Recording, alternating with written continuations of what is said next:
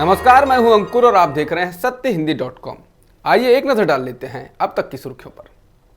चीन में communist party की 20वीं कांग्रेस में जो घटनाक्रम हुआ है वो चर्चा का विषय बन गया है। दरअसल बैठक के दौरान शी जिनपिंग के बगल में बैठे चीन के पूर्व राष्ट्रपति हू जिनताओ को नाटकीय ढंग से बाहर ले जाया गया। रिपोर्ट्स में तो ये भी कहा जा रहा है कि उनको जबरन उठाकर ले जाया गया, जबकि वो बाहर नहीं जाना चाहते थे।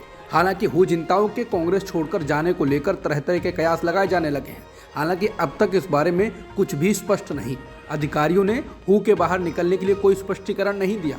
वायरल वीडियो में देखा जा सकता है कि वहां मौजूद कर्मचारी ने 79 वर्षीय जिनताओ को उठाने के लिए हाथ से सहारा दिया और बाद में साथ ले जाने लगा। इसके पहले जिनताओ ने करीब 1 मिनट तक राष्ट्रपति जिनपिंग और पूर्व राष्ट्रपति ली केकियांग से बात की और अंत में जाते वक्त उन्होंने बगल में ही बैठे राष्ट्रपति शी जिनपिंग के पीठ पर हाथ रखकर भी कुछ कहा और फिर कर्मचारी उनको लेकर चलने लगा। इस दौरान सभी लोग उन्हें ही देख रहे थे। चीन के पूर्व राष्ट्रपति हू जिनताओ पार्टी के बैठक देख रहे थे। हिमाचल प्रदेश में टिकट बंटवारे को लेकर पार्टियों में घमासान के बीच आज कांग्रेस ने अपनी तीसरी सूची जारी कर दी। इस लिस्ट में 4 उम्मीदवारों के नाम हैं। किन्नौर से जगत नेगी, जयसिंहपुर से यादविंद्र गोमा, मनाली से भुवनेश्वर गौड़ और पावंटा साहिब से किरनेश जंग को प्रत्याशी घोषित किया गया है। हमीरपुर सीट से कांग्रेस अभी भी प्रत्याशी घोषित नहीं कर पाई है। गौरतलब है कि हिमाचल प्रदेश में मतदान 12 नवंबर को होगा, जबकि मतगणना 8 दिसंबर को होगी। मालूम हो कि बीजेपी ने भी अपने उम्मीदवारों की सूची जारी कर दी है, जिसके बाद पार्टी में इस्तीफों की झड़ी लग गई है और कई नेताओं ने तो निर्दलीय लड़ने का भी ऐलान कर दिया है। बीजेपी ने 11 मौजूदा विधायकों को टिकट नहीं दिया है, जिसके बाद से बगावत हुई है। एक विद्रोह तो मुख्यमंत्री जयराम ठाकुर के गृह जिले मंडी में ही हो गया है, जहां पार्टी के मीडिया सह प्रभारी प्रवीण शर्मा ने मंडी से निर्दलीय चुनाव लड़ने का ऐलान कर दिया। वहीं कांग्रेस के 2 दल बदलों को मैदान में उतारने के भाजपा के फैसले से भी स्थानीय नेताओं में नाराजगी है। भारत के विदेशी मुद्रा भंडार में और गिरावट दर्ज की गई है। रिजर्व बैंक ऑफ इंडिया के अनुसार 14 अक्टूबर को खत्म होने वाले हफ्ते में भारत के विदेशी मुद्रा भंडार में 4.5 अरब डॉलर की गिरावट दर्ज की गई है।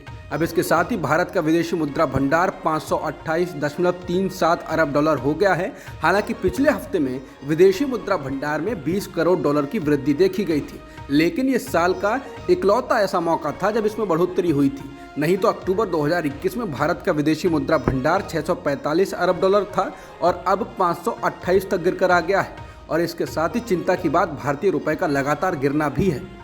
प्रधानमंत्री नरेंद्र मोदी ने आज वीडियो कॉन्फ्रेंसिंग के जरिए रोजगार मेला का शुभारंभ किया। इस दौरान प्रधानमंत्री मोदी ने 75,000 लोगों को एक साथ नियुक्ति पत्र सौंपा। इस दौरान उन्होंने कहा कि आज केंद्र सरकार 75,000 युवाओं को नियुक्ति पत्र दे रही है। बीते 8 वर्षों में पहले भी लाखों युवाओं को नियुक्ति पत्र दिए गए हैं। विकसित भारत के संकल्प की सिद्धि के लिए हम आत्मनिर्भर भारत के रास्ते पर चल रहे हैं। बता दें, पीएम मोदी ने कुछ महीनों पहले 10 लाख नौकरियां देने को कहा था और विभिन्न मंत्रालयों से अगले 1.5 साल में भर्ती प्रक्रिया पूरी करने को कहा था।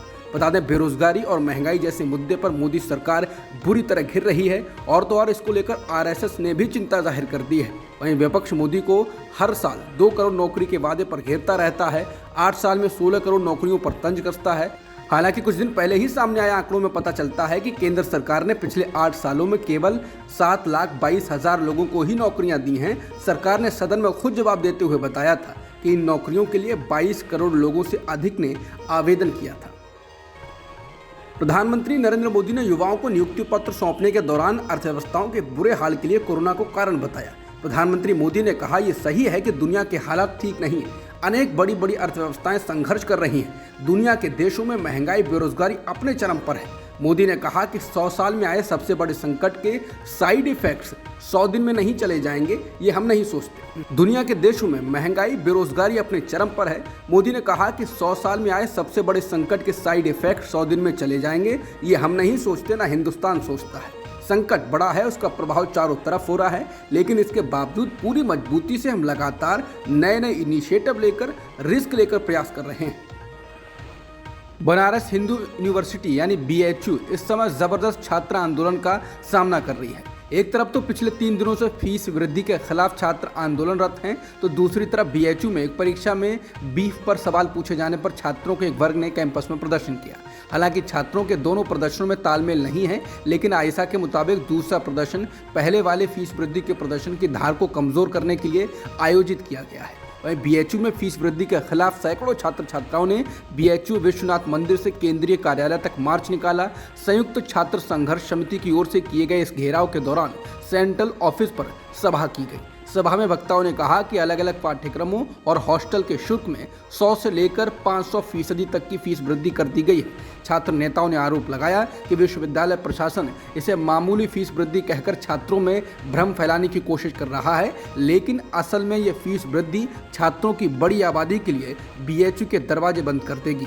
इस फीस वृद्धि का असर न केवल बीएचयू में सत्र में दाखिल होने वाली सभी छात्रों पर पड़ेगा, बल्कि जो भी छात्र स्नातक के बाद परास्नातक में या किसी नए कोर्स में दाखिला लेगा उन सभी पर भी पड़ेगा। अभी भी शिक्षा में प्रवेश करने वाले छात्रों का 10% ही स्नातक स्तर तक पहुंच पाता है। बता दें, इससे पहले इलाहाबाद यूनिवर्सिटी में भी फीस वृद्धि को लेकर जबरदस्त आंदोलन चला है। उत्तराखंड के पूर्व मुख्यमंत्री हरीश रावत राज्य की बीजेपी सरकार के खिलाफ बीते 3 दिनों से धरना दे रहे हैं। हरीश रावत के साथ तमाम बड़े नेता धरने में जुटे हैं। रावत ने आरोप लगाया है कि हरिद्वार में हुए हालिया पंचायत चुनाव में बीजेपी सरकार ने धांधली की है और धांधली का आरोप लगाने वाले कांग्रेस कार्यकर्ताओं पर मुकदमे दर्ज कर दिए हैं। रावत का यह धरना हरिद्वार के बहादुराबाद थाने के बाहर चल रहा है। बता दें कि कुछ दिन पहले ही हरिद्वार में पंचायत चुनाव हुए थे और बीजेपी राज्य के गठन के बाद पहली बार यहां अपना अध्यक्ष बनाने में सफल रही थी। उत्तराखंड राज्य साल 2000 में बना था। पंचायत चुनाव के नतीजों को लेकर हरिद्वार में अच्छा खासा बवाल हुआ था। हरीश रावत व कांग्रेस के कार्यकर्ताओं की मांग है कि कांग्रेस कार्यकर्ताओं पर दर्ज मुकदमों को वापस लिया जाए। हरीश रावत साल 2009 में हरिद्वार से लोकसभा का चुनाव जीते थे और तत्कालीन यूपीए सरकार में मंत्री बने थे। मध्य प्रदेश में 2 अलग अलग सड़क हादसों में 19 लोगों की जान चली गई, जबकि 43 लोग घायल हो गए। एक हादसा रीवा और दूसरा शाजापुर में हुआ। रीवा में हैदराबाद से गोरखपुर जा रही यात्री बस ट्राले से टकरा गई। हादसे में 15 लोगों की मौत हो गई, जबकि 40 जख्मी हो गए। मारे गए लोगों में से ज़्यादातर यूपी के रहने वाले हैं।